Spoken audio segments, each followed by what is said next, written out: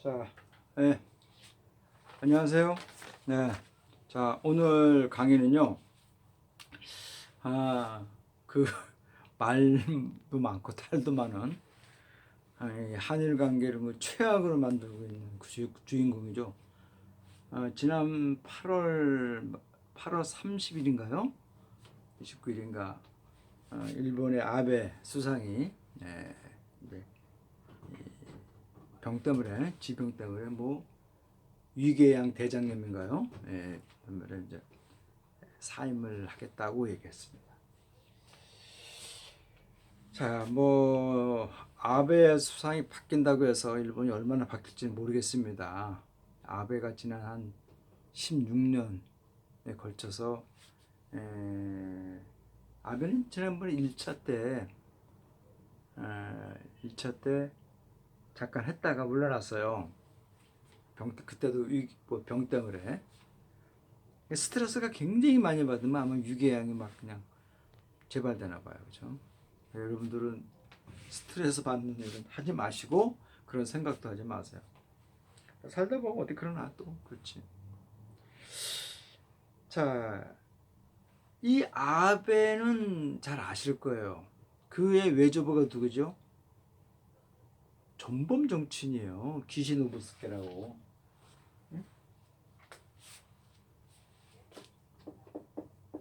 아베의 외조부인 기시노부스케요. 이 기시노부스케가 사실은 2차 세계대전이 종전으로 일본이 무조건 항복을 통해서 이제 미군정이 책정한 이 사형을 시켜야 할 1급 전범 중에 하나였어요. 그러나 기시노부스케는 기사회 생활했죠. 그렇죠? 왜? 이 대륙에서 공산화가 너무 빨리 진행되는 거죠. 그렇게 해서 그냥 후지부지 돼버렸어요. 그런 바람에 지금의 일본은요, 경제 강대국이지만요, 그리고 뭐 G7이라고 하는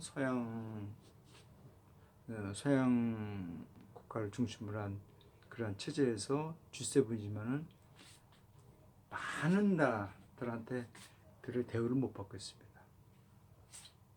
이런 것들이 정리가 안 돼서 그래요. 똑같은 일본하고 독일이 있는데 같은 전쟁을 일으켰는데 독일은 아직도 이 나치에 협조하거나 조금이라도 거기에 관련된 사람이 있으면요, 다 공직이라든가 모든 기업 활동을 못하게 막아요.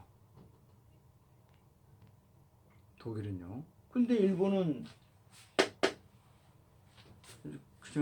그냥 살아났잖아요. 전부. 불과 몇 명, 아주 그냥 전쟁에 참여했던 그런 정치인들, 그렇죠? 그런 몇 명만 탁 처단하고 사형 집행하고 나머지는 다 살렸어요.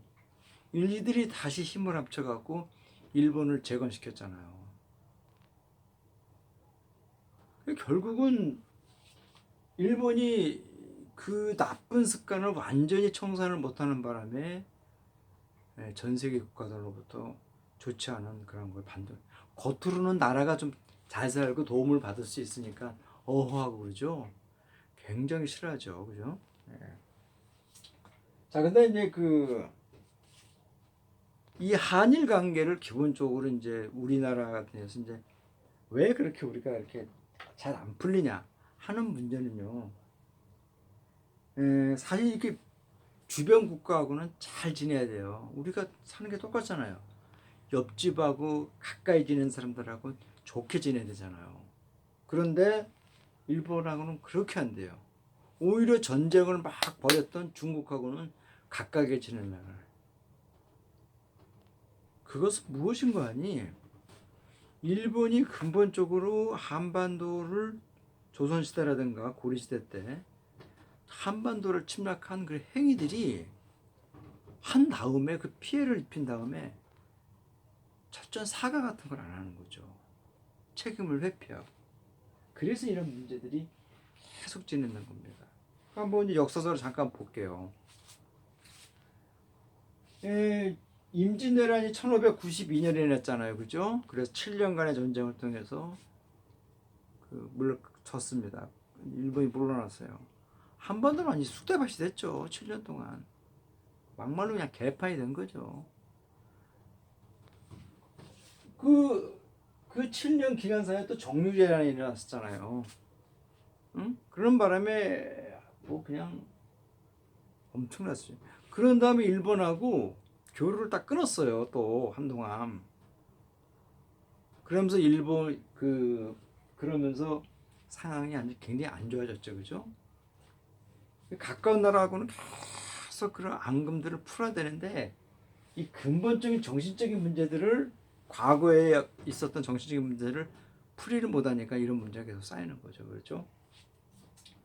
자, 그런 다음에 호시탐탐 노리고 있던 일본은 뭐였습니까? 결국은 1876년 강화도를 침략을 하죠, 그죠? 그 서해 해안가를 축량한다는 그런 걸 내세워서 사실 축량을 어떻게 해요? 할 수가 없는 거지. 남의 나라를 들어오는 건데 당시의 국제법으로 따지면요 어기는 행위죠, 그렇죠? 1876년에 그 강화도에서 조약을 맺잖아요, 그렇죠? 예, 우리나라가 맺은 뭡니까 불평등 조약이죠. 예, 서서히 일본은 이 한반도에 대한 야욕을 드러낸 아주 결정적인 순간인데 이게 당시에 우리 조선의 4대부 지도층들은 뭐였어요? 이 상황을 회피했죠. 왜? 자기가 누리고 있는 현재의 그 사회적인 주인에게 너무나 좋거든요. 여러분들 아시잖아요, 그죠? 모르시나요? 우리나라의 노비 제도가 언제 없어졌어요? 1876년이 1896년인가요? 94년인가에 공노비가 없어졌어요.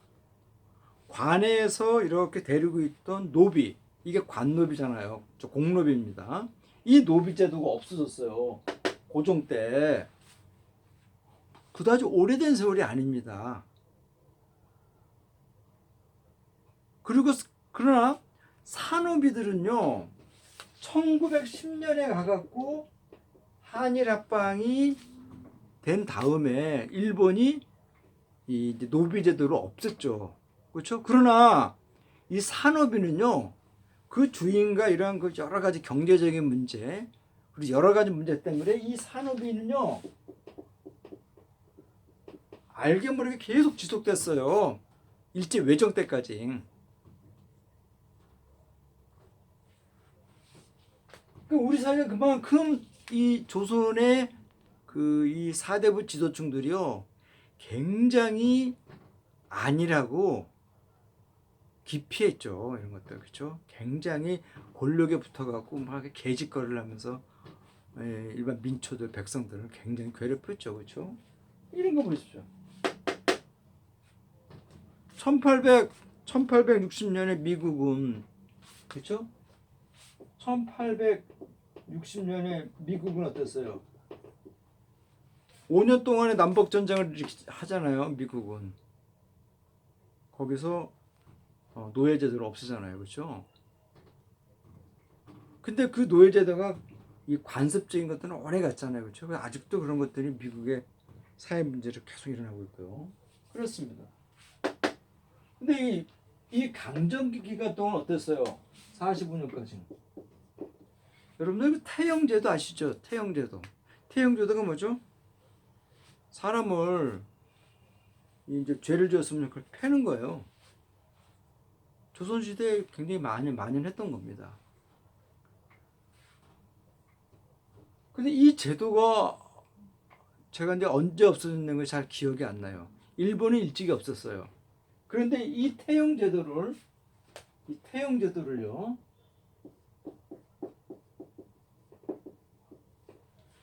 일본은 우리나라에서 조선인들한테 시행을 했습니다.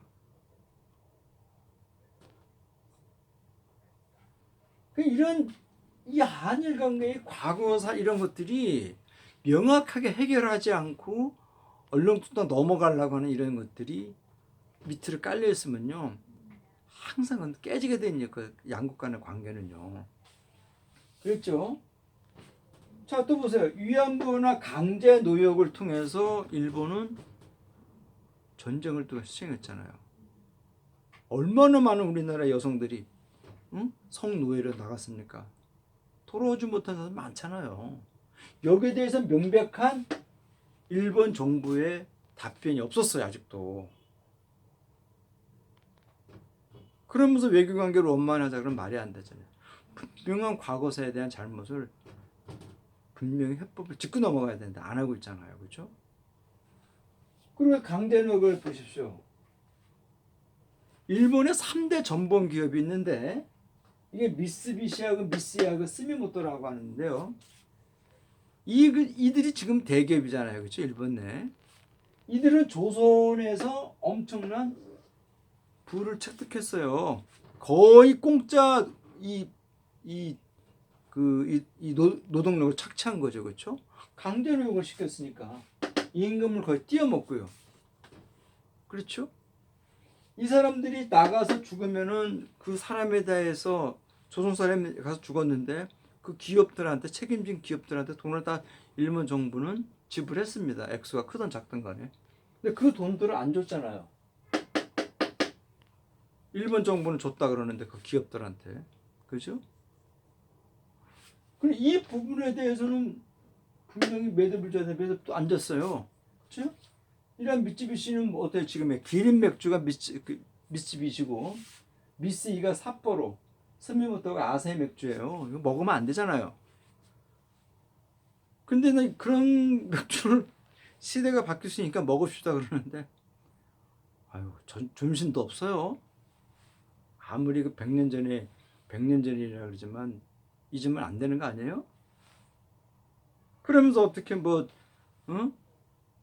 보수가 어떻고 진보가 어떻고 그런 얘기를 해요. 그렇잖아요. 해결이 안 됐잖아요. 그래서 우리들부터 그러면 1945년 우리는 해방을 받았어요. 일본은 패망을 하면서 아주 어려웠죠. 그렇죠? 해방되니 5년 동안 우리는 어땠습니까? 그 사상적인 이념 대립 때문에 얼마나 혼란이 심했어요. 그렇잖아요. 그러면서 1950년에 전쟁이 나는데 또 3년 동안 얼마나 많은 고통을 취했어요. 그 사이에 일본은 1950년과 53년에 한반도에서 전쟁을 통해서 전수 효과를 얻잖아요. 전쟁 특수 효과를. 재건의 기회를 다시 잡았잖아요. 그러면서 이 당시에 이 전범 1급 전범이나 정치인, 기업 이런 사람들이 많은 사람들이 다시 기세가 살아났잖아요. 사형을 딱 선고받았는데도 집행을 안 한 거죠. 그렇죠? 그렇게 됐어요. 흐리뭉텅하게 넘어갔어요. 한일 관계가. 그렇죠? 그러면서 이 미청산된 이 친일파의 세력들이 한반도에서 꽉 잡혔던 거죠. 그것이 얼마나요? 자그마치 80년 가까이 지금 하고 있는 거예요. 외정 때까지 포함하면 100년이 넘는 겁니다. 100년이. 그들의 후손들이 누구예요? 아시잖아요. 그죠?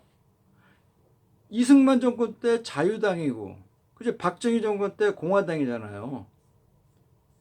그리고 또 뭡니까? 전두환 정권 때 민정당이 그랬잖아요. 한나라당. 그렇죠? 지금 결국은 미래통합당입니다. 이들의 아버지 세대와 할아버지 세대가 다 이런 사람들의 세력이었다는 거예요. 청산을 하지 않고 우리는 넘어왔어요. 그들이 우리 사회에 검찰하고 언론하고 꽉 쥐고 있으면서 그냥 이 일반 시민들, 어렵게 사는, 열심히 사는 이 시민들을 갖다가 막 갈궜죠. 응? 그랬습니다. 그러다가 1965년에 박정희 정권이 1961년 5월에 박정희의 군인 세력들이 쿠데타를 일으키잖아요. 무슨 혁명이에요. 무슨 5.16 혁명이에요. 군인들이 반란을 일으킨 거잖아요. 민주정권의 어떤 민주 정치 체제를 갖다가 붕괴시킨 거 아닙니까? 군인들이. 그 이들이 한일 협정을 맺으면서 얼마나 잘못된 그런 것을 했어요. 결과가 이렇게 됐다라고 하는데 그 당시에 보상받아야 할 돈이 예를 들어서 만약에 예를 들어서 이제 1,000억이라고 쳐봐요. 1,000억. 1억이라고 하면 너무 작으니까.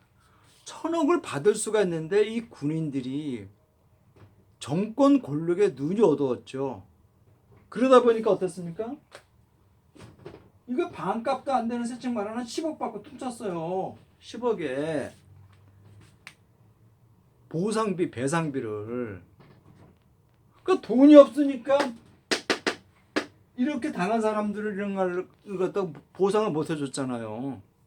그 일본은 줬다 이거야. 다 이렇게 넘어갔다라는 거죠. 이렇게. 일본은 흉지한 거죠, 그렇죠? 1,000억을 줘도 그냥 부족할 판에 어떤 10억으로 퉁쳤으니까. 그러니까 이런 상황들이 한일 관계에 밑바닥 근처에 쫙 깔려 있어요. 그러니 우리 그 대한민국 한국 사람들이 일본을 좋게 볼 수가 없죠, 그렇죠? 근데 일본은 아직도 한일 관계에서 한국은 자기네들이 한때 이 식민지를 이렇게 했기 때문에 이 종속 관계를 보고 있는 것 같아요. 일본의 일부 지도층들은 이런 시각들이 바뀌지 않는 이상은요, 이 한일 관계는요 항상 문제가 탁 돌출된다는 거예요. 지난 8월 31일자 이제 그 코리아 타임즈 사설에서 이 아베의 어떤 그 사임을 통해서 얘기가 나왔는데 그런 시각들이 이 한일 경기가 쉽게 원만하게 가지 않는 애가 바로 이런 거죠. 굉장히 항상 문제점이 내포되어 있다는 겁니다. 이 한일 경기 조금만 탁 어글러뜨리면요, 다 그 기저가 이런 데 있는 거예요. 명확하게 해결하지 않고 무리뭉텅 넘어갔던 그 당시의 정치인들 때문에. 그 정치인들 누구예요? 다 친일파 세력들이었단 말이에요. 그런 놈들이 지금 그 현재 지금 문재인 정권 보고 빨갱이다 좌파라 그러면 되나요? 이들이 다 이렇게 대한민국을 만들어놨는데. 그렇잖아요, 그죠? 예. 그래서 한일 관계는 우리가 신문 기사를 볼 때 기본적으로 이러한 문제들을 기저에 깔고 봐야 돼요. 그래야지만이 이해를 조금 수월하게 할 수 있습니다. 그리고 다음 시간에요, 사설을 통해서 다시 한번 강의를 할게요. 네, 다음에 뵙겠습니다.